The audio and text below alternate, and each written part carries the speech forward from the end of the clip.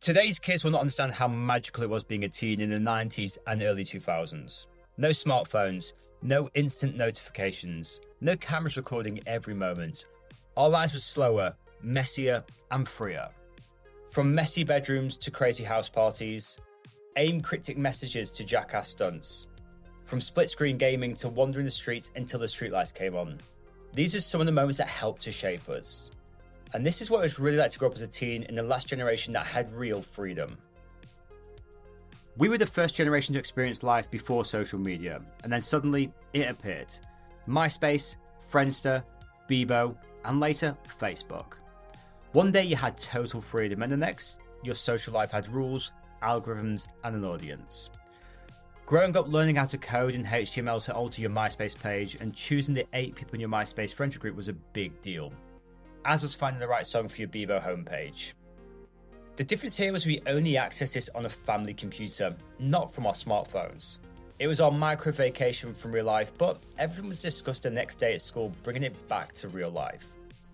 It was a strange transition from having complete freedom to learning how to navigate attention, privacy, and online identity. In the 90s and 2000s, house parties were a rite of passage. You'd pile into a friend's living room, dodging the parents, and set up beer pong with the iconic red cups. Music blasted from the stereo, and someone always had a mixtape or burned CD ready to go, and the energy was electric. The living room became a dance floor, the kitchen was a makeshift bar, and the backyard often turned into the wild zone for games or dares. There were no cameras, which meant all the dumb stuff we got to was only ever spoken about but never replayed. And some of these legendary stories still hold to this day. No cameras. No social media, just pure, unfiltered teen freedom. And that was until the parents arrived home. If you grew up in the early 2000s, you probably watched Jackass and tried some version of the stunts with your friends safely or not. From daring tricks on bikes, skateboards, or golf buggies, to wild pranks and outrageous challenges. It was all about testing limits and getting a laugh. You didn't have to post it online, it was live, raw, and in the moment, and a test of teen testosterone. Those risky antics weren't just for adrenaline, they were bonding moments, a mix of chaos, creativity, and pure teenage rebellion. Aside from going to Blockbuster, our weekends meant sneaking out to random fields. We had music blasting from the boombox, friends everywhere passing around a bottle of MD 2020. We told our parents we were just staying at a mate's house when really we were camping out in a little field. We were living in our own little world, laughing, dancing, first kisses, heartbreaks, and getting a little bit too wasted, all whilst making memories we still remember to this day. The FOMO was real the next week at school if you didn't make it on the night out. Music defined us, and no mum, it wasn't just a phase. We memorised lyrics from CDs, burned mixes, and waited for MTV premieres. Walkmans and portable CD players were our constant companion until the anti-skip tech failed. Eminem had parents around the world in a frenzy, asking us not to listen to his music, and us kids, well, we just dyed our hair blonde and walked around with that Slim Shady attitude. Limp Bizkit had everybody rolling, and we didn't realise it back then, but punk rock music would have us in a chokehold for the rest of our lives. We purchased albums based upon one song and talked about the rare and random album tracks that nobody had heard unless you had access to that CD. And you learned who you could trust from sharing that album. Although the Nokia 3210's battery was charged back in 1998 and still somehow today has 40% left, not all phones were this lucky. Some had batteries that were basically equivalent to the iPhone. If you forgot to charge them, it was tough luck. We either left our phones at home because we didn't bother looking for them, or if we did take them out, the battery died, and well, that was that. Parents couldn't text or track us, and if they tried to call us, all they got was a silence or a busy signal. We learned patience, independence, and a bit of fear. Because if we were late home, there was no easy way to explain ourselves. The sense of separation and freedom made every afternoon outside feel like our own little world. One of the greatest things about the 90s and 2000s was having freedom without being recorded.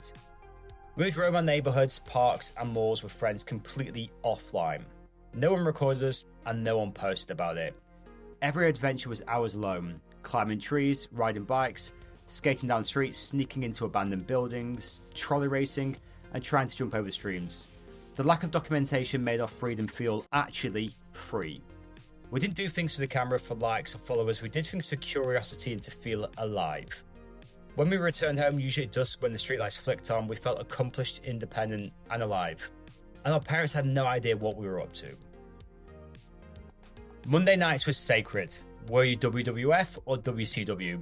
Fans didn't just watch, we lived every match. It wasn't just entertainment, it was culture. Everyone had their favourite wrestlers and debated moves and planned their evenings around the fights. To this day, the sound of shattered glass reminds of the Texas rattlesnake Stone Cold Steve Austin. And if we see a crow, well, we think of Sting. Today's kid's 6'7", and well, we got 2 words for that. Those 2 hours shaped our friendships, our rivalries, and even the way we talked about everything else in school the next day, let alone the Royal Rumbles we had in the classroom. Teen fashion was bold and iconic. We had starter jackets, popper pants, and a heap of colour. And the early 2000s saw the rise and eventual fall of Abercrombie and Fitch. Their hoodies, their baggy jeans, the dark lights and the smell was mesmerising. Girls wore Ugg boots and duty pants, whereas boys wore Von Dutch hats and goggles. Outfits weren't just clothes, they were statements. When we wanted to send a message, it wasn't as simple as tapping a screen. T9 texting meant pressing buttons multiple times just to type a single letter. One wrong tap and then your text came out completely wrong, or took twice as long to fix. This was a skill, an art, and once you mastered, you would send a 160 character text message to feel like Mr. Miyagi. Sending a message until you reached the mastery level was slow, deliberate, and somehow made everything feel more meaningful.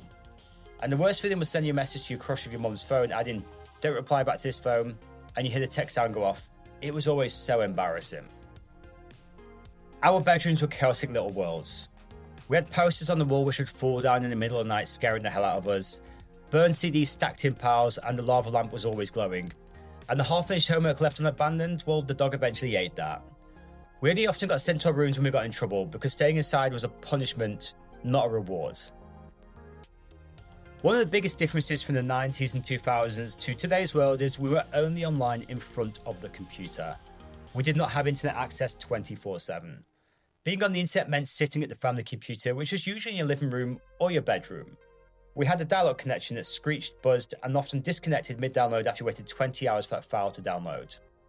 We'd wait patiently while websites loaded line by line, and if the phone rang mid-session, well, chaos would erupt. That simple act, just getting online, felt like an adventure. We didn't scroll endlessly. We weren't constantly pinging reminders to check our social media or emails. We logged in, explored, and logged off. Every connection was deliberate, we had intent, and not giving the family computer a virus each session was seen as a success. Before group chats and before we got onto somebody's AIM buddy list, we had handwritten notes in class. We only had a little bit of space, so text line became really popular. Getting the home phone number of your crush was your ultimate win until the teacher intercepted the notes and shared it with the class. It was always risky but worth it when you came out of the class unscathed with your victory. Every message felt secret, deliberate, and fun. It wasn't just talking, it was a game of connection, patience, and creativity. That's how we stayed in touch and felt part of our own world, even without social media. Photos were rare, captured with disposable cameras or Polaroids, and that was only if your friend brought a chunky camera out with them. There was no added saturation or filters. Once taken, you took them to be developed and waited days or weeks to see the end result. 25 photos were always ruined with your finger over the camera lens, but the ones which came out good, well, they were stuck in your lockers, on your wall or wardrobe, or even put into a photo album. Every laugh, every mistake, every minor disaster was completely unedited. You remember the moments raw, unfiltered, and completely yours. AIM and MSN Messenger were the battleground of teenage social life. Away messages were a work of art. Lyrics, cryptic quotes, or passive-aggressive messages aimed at one person. Just for when you got back online, people would ask if you're okay, for you to respond, "Yeah, I'm fine." Buddy lists was social currency, and the typing bubble could make or break your day. It wasn't just chatting, it was strategy, it was performance, it was emotion, it was life. Being a teen in the 90s and 2000s was the greatest thing ever. It was about freedom, friendships, music, and experiences that weren't recorded or filtered. It was a time when life felt bigger, mistakes felt more meaningful, and every memory was yours alone. What's your first memory from your teenage years? Drop it in the comments, as I would love to hear your stories. And don't forget to like and subscribe for more nostalgia content.